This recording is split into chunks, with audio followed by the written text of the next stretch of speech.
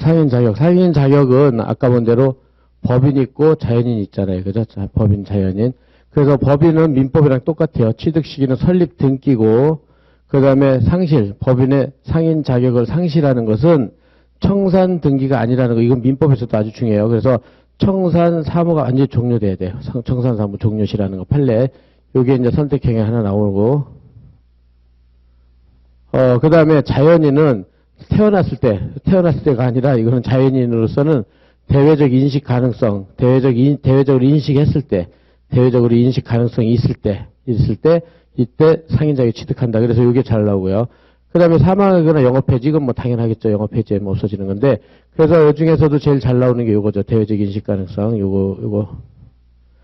예, 이렇게 해서 봅시다. 그래서 이건 단순 암기하면 돼요. 단순 암기. 그렇게 해가지고, 본다. 그럼 책에서 이제 상인 자격, 영업상 권리 의무 주체가 될 수 있는 자격이다. 그렇죠?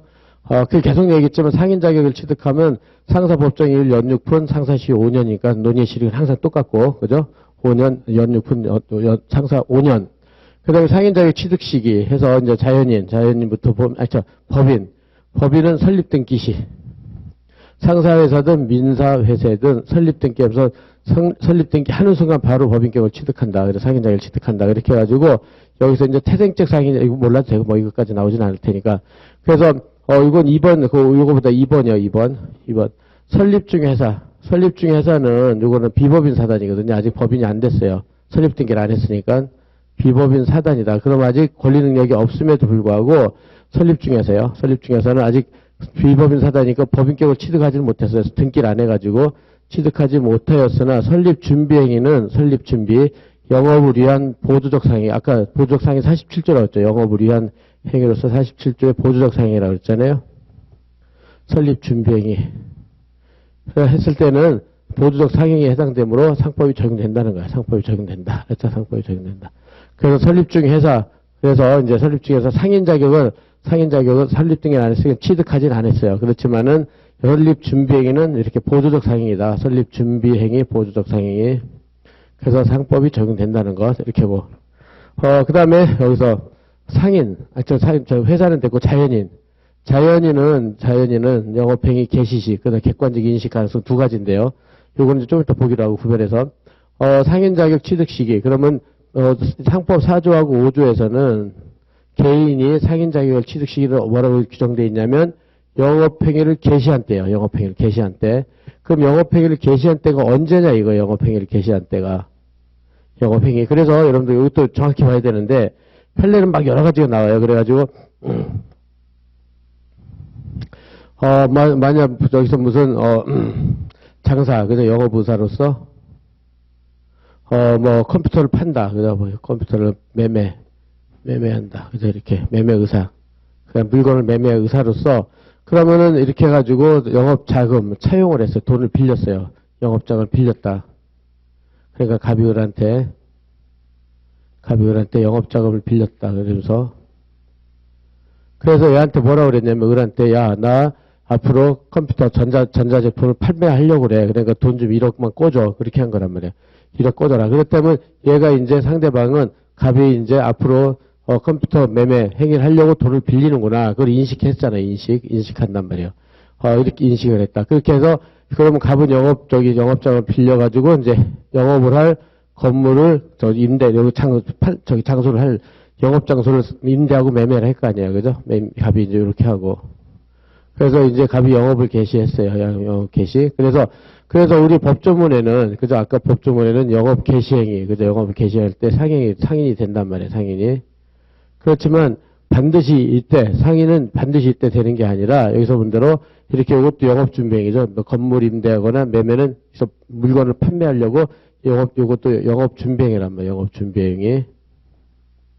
준비행위를 했고, 그 다음에 영업자금 차용도 영업준비행위잖아요. 영업준비행위, 그죠? 그러니까 돈을 빌려서 영업을 장사를 하려고 준비하는 행위잖아요. 그죠? 이렇게. 그죠? 그래서 이렇게 했다. 그러면은 이렇게 됐다. 그렇게 됐을 때, 그렇다면 반드시 영업을 개시해야지 요때 상인이 되느냐. 아니면 건물을 임대하거나, 그러면 건물을 판매할 그런 거를 건물을 임대하거나 건물을 샀느냐. 그 다음에 영업자금 상대방이 인식했느냐, 영업자금 차용의 말을 했느냐, 이렇게 됐을 때, 요때라고 부르는 거야, 판례가 정확히. 그래서, 갑이, 야, 나 앞으로 컴퓨터를 팔려고 하는데, 돈이 필요해. 돈 좀 빌려줘. 그래서 상대방이 을이, 아, 그래, 얘가 앞으로, 저기, 컴퓨터 판매상을 하겠구나. 이렇게 인식을 하는 순간 상인이 된다는 거야. 그렇죠? 정확히 알겠죠? 이렇게. 물론, 돈을 안 빌리고, 그래서 돈을 안 빌리고, 요거만, 영업 준비행위만 했다. 그죠? 그럼 요때 상인이 되겠죠. 그죠? 요때 상인이 될 것이고. 또, 영업자, 작은 돈도 안 꾸고, 건물 임대도 안 하고, 바로 팔아버렸다. 그럼 이때가 상인이 되겠죠. 그죠? 이때. 그러니까는, 요거만 있을 때는 영업 개시행이고, 그 다음에 건물 임대하고 영업 개시 둘 다 있으면 건물 임대시고, 그 다음에 여기, 영업자금을 빌려가지고 얘한테 말해서 얘가 인식했던 요때가 상인이 된다는 거예요. 그래서 이거를 판례도 이렇게 한꺼번에 하면 안 돼, 한꺼번에. 알았죠? 세 개의 경우로 나눈다, 세 개. 그죠? 하나, 둘, 세 개의 경우로 나눈다. 선택형도 자기 경우로 나누어서 판단한다. 알았죠? 근데 이제 시험은 요게 잘 나오니까, 이거, 판례가 있는 건 여기니까. 그리고 이건 너무 당연하니까, 그래요. 영업계 시험 당연히 상인이잖아요. 요거만 있을 때, 그죠? 그러니까 돈도 안 끄고 건물 임대도 안 하고 그냥 바로 팔아버렸어요. 그럼 상인. 그 다음에, 물건을 팔으려고 그 점포를 임대했어요. 그럼 요때. 근데 그러기 위해서 돈을 꿨어요. 그럼 요때. 그래서 이렇게 상대방 인식. 알겠죠? 이렇게 해서 세 가지로 나누어서 판단해 놓으면, 대외적 인식행위를 할 수가 있어요. 그래서 판례는 막 그냥 뒤죽박죽 섞여 있는데, 봐보세요. 그래서, 영업을 위한 준비 행위를 했다. 영업을 위한 준비. 했는 자는 영업으로 상행이라는 의사를 실현하는 것이므로 이런 준비 행위를 할 때 상인 자격을 취득한과 아울러 이 개업 준비, 영업 준비 행위, 개업 준비 행위라고 그래요. 영업 의사를 상대방이 영업 의사를 상대방 객관적으로 인식할 수 있으면 그때부터 보조적 상행으로서 상행의 상법 규정이 적용된다는 거예요. 이렇게 막 섞여 있으니까 이게 잘 안 돼요. 그래서 그렇다면 영업준비행위의 대표적인 영업자금 차입행위예요. 차입행위.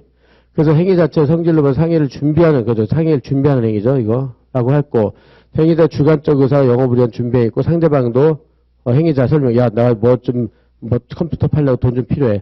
설명 등을 해서 영업을 위한 준비행위라는 점을 인식했잖아요. 인식.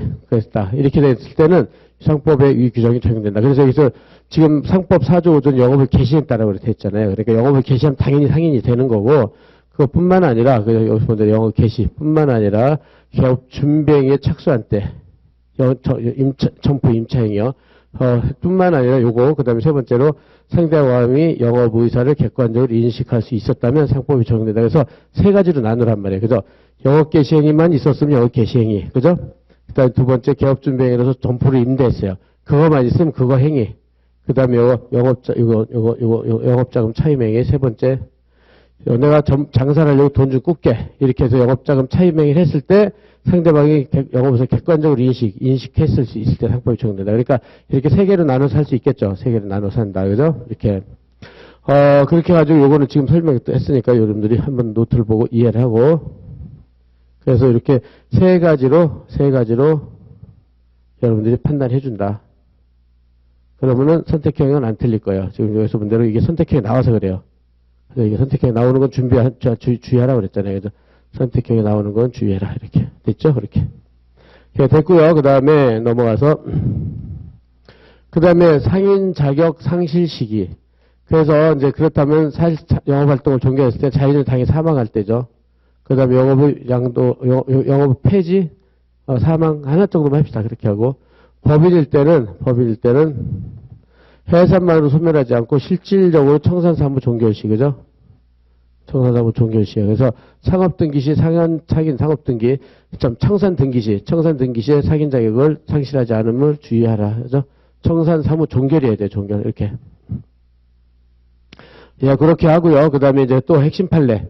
이렇게 핵심 판례가 선택형 같은 데 잘 나오는 거예요. 그러니까 여러분들 체크하는데, 그러면은, 요건 아주 잘 나오죠. 이거는 시험에 잘 나온다, 이거. 대표이사 개인이 회사의 운영자금으로 사용하려고 돈을 빌리는 행위가 상행에 해당되느냐 이거예요. 그래가지고, 그렇다면은 여기서 회사는 상법에 한 상인이에요. 회사는 무조건 상인이에요. 회사는 상인, 상사회사든 민사회사든 무조건 상인이란 말이에요. 그 상법이 적용된단 말이에요.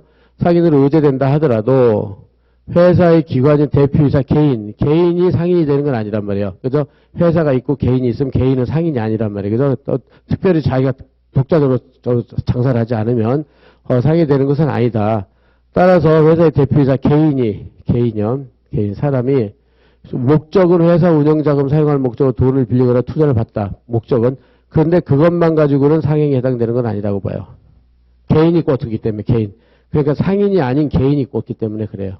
아무리 회사 운영 자금으로 살려할 목적이 있었다 그래도 이거는 상행에 해당되는 건 아니다. 따라서 뭐가 잘 나오냐면 따라서 이런 경우에는 상사시효 5년이 적용되는 게 아니라 민사시효 10년이 적용돼요.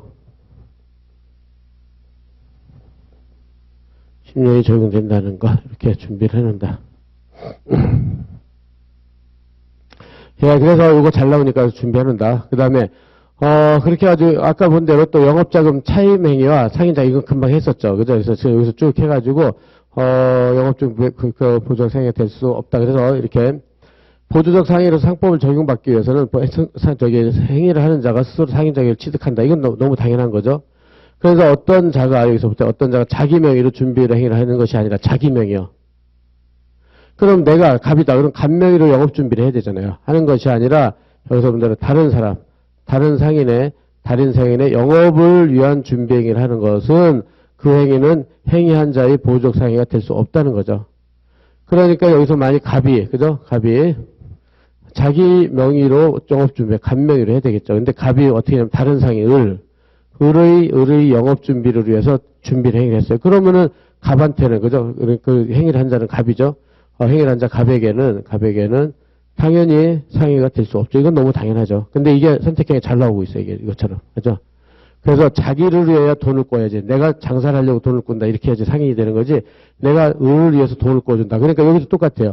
개인이 회사를 위해서 돈을 꾸는 거잖아요. 그래서 개인이 회사를 위해서 돈을 꾸니까 이것도 상인이 아니고 상법이 적용 안 되고. 또 갑이 자기를 위해서가 아니라 을을 위해서 돈을 꾸는 것도 안 되고. 그래서 이것도 잘 나오니까 준비를 해놓는다. 선택형.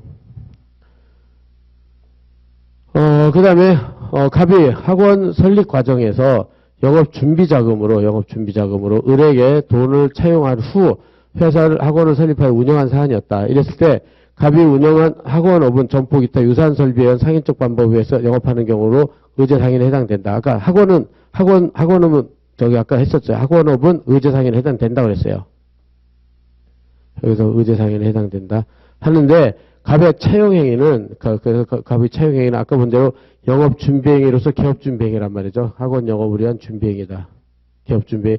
상대방도 이러한 사정을 알고 있었으므로, 그죠? 차용행위를 한 때 갑은 상인 자격을 취득함과 동시에, 그죠? 그러니까 얘가 이제 갑이 을한테 가서, 나 학원업을 할 땐 그 돈 좀 꿔줘. 그러면 상대방, 얘가 학원업을 하려는구나. 인식하는 순간 상인이 되는 거예요. 그죠? 대외적 인식하는 순간 한때 상인 자격을 취득한다. 아울러 차용행위는 영업을 위한 행위죠. 그래서 이거 보조적 상행위 47조 돼서 상법 64조 과정 상사 소멸시효가 적용된다. 이렇게 해서 됐죠. 그렇게 해가지고 아까 했었죠. 이렇게 해서 준비를 해놓고 요거 준비해 놓는다. 하나. 예, 그래서 하여튼 내가 학원업에게 돈 좀 꿔줘. 그럼 상대방 학원업을 아는 순간 그냥 상인이 되는 거예요. 그죠? 그러니까 상법이 적용되는 거예요. 그죠? 그렇게 해가지고 그때부터 상사시효 5년이 적용된다. 알겠죠? 이거 준비 다 했고. 예, 이렇게 해서 여기서 중요한 판례들 이렇게 딱 준비해 놓으면 될 거예요. 요 정도만. 그 다음에 상업사용인과 지배인. 그래서 지금까지는 뭐를 했냐면, 그러니까 지금 본 대로 여기서 영업주 본인, 얘가 이제 상인이었잖아요. 상인. 이제 상인의 지금 아까 본 대로 이제 여기서 맨 처음에 상인의 개념을 봤잖아요. 당연상인, 의제상인. 그죠? 그 다음에 상인 취득시기하고 상실시기 두 개를 본 거예요. 두 개. 그죠? 두 개. 그 다음에 나오는 게 이제 상호하고 네 번째 등기하고 네 번째 영업양도가 나오는데 이제 뒤에 나와요. 뒤에 영업양도는 이렇게 나오는데 뒤에 나오고 그 다음에 뭐부터 나오느냐. 그죠? 우리가 한 건 여기까지 한 거예요. 첫 시간에. 그죠? 첫 시간에 두 개 했고. 그 다음에 상인에 대해서 한 거예요. 영업주. 그 다음에 이제 여기 대리인을 하는 거예요. 대리인 파트. 갑이 선임한 대리인으로서 상업사용인을 한다. 상업사용인. 알죠? 그래서 상업사용인은 아까 본 대로 세 개가 있다고 그랬어요. 그래서 여기서 본 대로 지배인이 나오고, 그 다음에 두 번째, 부분적 포괄 대리권을 갖고 있는 상업사용인 부푸성을 하고, 그 다음에 물판사, 물건 판매 사용인 이렇게. 그 다음에 상대방은 요건 여기서는 항상 외관이론. 여기에 보호를 위해서는 외관이론. 4개 있다, 외관이론. 이렇게 해서 지금 여기를 했고, 그 다음에 여기로 들어가는 거예요. 여기 상업사용. 지배인, 부푸상 여기를 하게 돼요. 그래서 이거 끝나면 그때 상호 등기 영업양도에서 외관이론이랑 같이 하는 거예요. 그죠? 이렇게. 그래서 상업사용인. 민법상 대리인이에요, 대리인. 상업사용인이란, 해가지고, 상업사용인이란, 여기처럼, 상업사용인이란 영업주 본인, 그죠? 대내적으로는 특정 상인에 종속된다. 그래서 종속되어 종속성이 있고, 그 다음에 대외적으로는 포괄적, 거래행위에 대해서 포괄적으로 대리하는 자다. 그죠? 그래서 대리권과 종속성이 있어요. 그 자연인의 하나입니다. 그래서 대내적, 대외적 해가지고 거래행위를 포괄적으로 하는 자다. 이렇게요. 그래서 이렇게 준비를 해놓고 그 다음에 따라서 대내적으로 개념 요소가 2개예요. 대내적으로 특정 상인에게 종속되고 지금처럼 대내적으로 특정 상인한테 종속되고 이거 1번. 대외적으로는 대리권이 있어야 되니까 수권행위가 존재할 것을 요한다. 이렇게요. 그래서 특정 상인이 여기서 특정 상인이어야 되는데 그래서 불특정 다수 여기서 본 대로 구별해서 불특정 다수 상인을 위한 중개인 위탁 매매인과 다르고 그 다음에 일정 상인에서 계속적 보조하지만 독립상인 종속적이 아닌 독립상인 대리상과 구별되는데 이거는 지금 외우려고 하지 말고요. 현재 이거는 저희 뒤에 가서 하겠어요. 중개상하고 위탁 매매인 대리인 이렇게 해서 그냥 줄만 쳐놓으세요. 이건 불특정 그 다음에 독립상인 이게 다르잖아요. 여기는 특정 상인이어야 되고 여기는 본대로 대외적으로 포괄적 대리 그죠? 그래서 여기서 본대로 불특정하고 종속성이 종속돼야 되는데 불특정이고 종속되지 않고 독립 이렇게. 그 다음에 세 번째로는 이제 세 번째로 수권행위가 없다. 대리권이 없어요. 그러면 대리권이 없으면 마찬가지로 대리인이 아니겠죠. 대리권까지 있으니까. 따라서 대리권 없이 기업적 내부에서 생산관리 업무, 단지 생산관리 업무만 하는 기술적 사용인은 기사나 직공 등은 상업사용이 아니다. 이렇게 되는 거죠. 그래서 이것도 하나 간단히 정리를 해보면 이제 내려가서 보겠어요. 상업사용 지금 준비를 했는데 여기 이제 지배인 파트 내려가는 거죠. 지배인 파트. 지배인 여기서 지배인. 그래서 아까 본 대로 영업주가 있고 지배인 상업 이렇게 해서 이렇게 되는 거란 말이에요. 그죠? 그래서 이제 첫째 개념 요소가 특정 상인, 그죠? 특정 상인의 종속이 돼야 되고, 대리권이 있어야 돼요. 그리고 수권행위가 있어야 돼요. 수권행위. 이렇게요. 그래서 이제 아까 본 대로, 중개인하고 위탁 매매인은 저기서 어떤 거랑 차이점이 있냐면, 불특정 다수를 위해서 한다는 거예요. 불특정. 그 다음에 대리상은 종속이 아니라 독립이 되어 있다는 거예요. 이런 데서 차이가 있다는 거예요. 불특정. 그래서 그냥 이렇게 간단히 줄 맞춰서 여기는 뭐 처음에 나오는 것보다 개념 구별만 하면 되니까. 그죠? 그래서 여기는 특정 상인인데 불특정의 상인이 된다. 지배인. 그 다음에 종속돼야 되는데 여기는 독립돼 있다. 이렇게 여기 차이점이 있다는 거예요. 그래서 이렇게 표시해놓고 뒤에 가서 다시 하겠어요. 그래서 어떤 특정 상인이고 독립상이 그 다음에 종속돼야 돼, 종속. 거기에 따라야지, 다 따로 하면 안 돼, 따로. 그 다음에 대리권 수권행위가 있어야 되는데, 아까 기술적 사용인 운전기사 같은 사람은, 수권행위가 없는 거예요. 그러니까 본인이 내 대신에, 그래서 수권행위, 대리권을 준 적이 없는 거죠. 이렇게 해서 그냥 개념 요소만. 그래서 중개인, 위탁매매인, 대상 기술적 사용인, 운전기사 같은 사람은, 일단은 지배인이 아니다. 없다, 이렇게 되겠죠. 예, 그래서, 종속성, 특정 상인. 그래서 세 가지 개념 요소, 특정, 종속, 대리. 그래서 이렇게. 그래서 외우려고 하지 말고, 이거는 이렇게 그냥 지금은 개념만 이해하세요. 특정 상인, 종속, 대리. 그거 없는 거, 불특정, 독립, 사실적, 기술적 사용이 안 된다. 이렇게요. 그렇게 해서 준비를 해놓고 다시 가보겠어요. 그래서 이렇게, 그러니까 여러분들이 요거를 그냥 이렇게 책을 읽으면 잘 안 되니까는, 그죠? 이렇게 하나씩 구별을 해놔야 돼요. 그죠? 불특정 다수인 중개인 위탁 매매인 종속돼야 되는데 독립적이고, 그죠? 그 다음에 수권행위가 존재해야 되는데 수권행위가 없는 거죠. 기술적 사용이 기사나 직공 이런 것들. 이렇게 세 가지 개념 요소만 잘 체크해놓고, 그래서 수권행위, 기술적 사용인 선택이 한번 나왔다는 거니까 체크해두고요.